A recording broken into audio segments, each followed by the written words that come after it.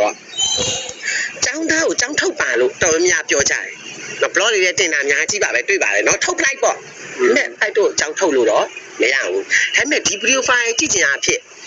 ဒီလိုလူတယောက်ကိုနော်ဖားရိုက်တယ်ဆိုတာကဒါအဖွဲလိုက်ညှင်းမနှိမ့်ဆက်တာပဲလေနော်တနည်းအားဖြင့်အဖွဲလိုက်ဒါဟိုဘယ်လိုပြောရမလဲသူရဲ့ဟိုနိုင်တက်စီနေလောက်တာပေါ့နိုင်တက်စီနေလောက်တာပေါ့အားငယ်လူမှာအားငယ်သူပေါ့ဒီပေါ့အားငယ်သူအားကြီးရဲ့အဖွဲလိုက်ကနိုင်ကျင်တာပေါ့သူရဲ့ဒီလိုမျိုးလုပ်မယ်ဆိုရင်ဒီဗီဒီယိုဖိုင်တေချာစစ်ဆေးမယ်မှန်ကန်ပြီဆိုလို့ရှိရင်ဖိုက်တို့တွေနဲ့ဘာလုပ်မလဲဆိုတော့ဒီကလေးကိုကြောင်းပြောင်းပေးလို့တော့မရဘူး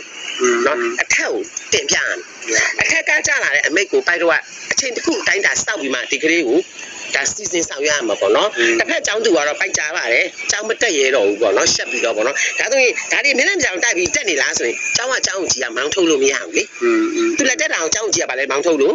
မရဘူးမလာတာပြဿနာမရှိဘူးအဲ့တော့ပိုက်တို့အနေနဲ့ဘယ်လိုဆက်လုပ်ရမလဲဆိုတော့ဒီကလေးရဲ့ဖြစ်စဉ်ကိုပိုက်တို့ကနေပြီးတော့လေစီစဉ်ဆောင်ရွက်ပြီးမှအထက်ကိုတင်ပြမယ်အထက်ကတည်းကလူကြီးတွေကနေပြီးတော့ဒါဘယ်လိုဆောင်ရွက်လိုက်ပါဆိုရင်တော့ပိုက်တို့ကဆောင်ရွက်ရမယ်အဲ့တော့ကျောင်းကြီးတယောက်နေနဲ့ကျောင်းထုတ်ပိုင်ဝင်တော့မရှိဘူးပေါ့နော်အဲ့ပြီးတော့လေဒီကလေးကိုလည်းဒါရိုက်လိုက်တဲ့အတွက်သူတို့ကဒါကလေးရဲ့တိတ်ခါနဲ့ကိုချင်းတရားကိုလည်းဖက်ဆယ်လို့မရတာလည်းပါတယ်ပေါ့အဲ့တော့အထက်လူကြီးကိုတင်ပြမယ်အထက်လူကြီးဆင့်ဟိုကျောင်းကိုပေးနာဆိုလည်းပေးနာမယ်မနာဘူးဆိုရင်တခြားကျောင်းပြောင်းပေးဆိုရင်လည်းမလုပ်ရမယ်ပြောင်းပေးရမယ်ဒါမှမဟုတ်ရင်လည်းဒီကလေးကျင်တဲ့အထိ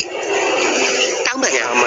အဲ့ဒီ၃ချက်တည်းတစ်ဆက်ချက်တော့ဖြစ်လိမ့်မယ်လို့ပိုက်ကတော့ထင်တာပေါ့နော်ဟုတ်ကဲ့အခုဆိုဟိုကလေးတွေကလည်းဟိုမိဘတွေကတို့ကလေးတွေတို့မနိုင်ဘူးမနိုင်ဆရာကြီးစောင်းမတော့လည်းမကြိုက်ဘူးအဲ့မှာဆရာကြီးကလည်းဘေးချမ်းနံချက်ဖြစ်တယ်စောင်းမလားတော်ခက်ခဲတယ်ပေါ့ကွယ်ခုကလေးတွေကစောင်းမလားအရန်ခက်ခဲတယ်အားကြောင့်မို့တော်ဖြစ်ရှမ်းမကိစ္စပေါ့နော်ဒါတွေကတော်စဉ်းစားရမယ်ចောင်းကြီးရောနောက်အတမ်းမှာရောဒါကចောင်းချိန်မှာဖြစ်တာလို့ပြောတာပေါ့နော်ဒါပေမဲ့ចောင်းဝင်းအတွင်းမှာဖြစ်တာစတင်ချိန်မှာဖြစ်တာတော့မဟုတ်ဘူးပေါ့နော်အဲ့လိုမျိုးတွေကြားသလောက်ဆိုရင်ចောင်းဝင်းအတွင်းမှာပဲဖြစ်တယ်လို့ကြားတယ်စတင်ချိန်မှာမဟုတ်ဘူးပေါ့နော်တကယ်လို့ចောင်းပြင်ပမှာဖြစ်သွားရင်တော့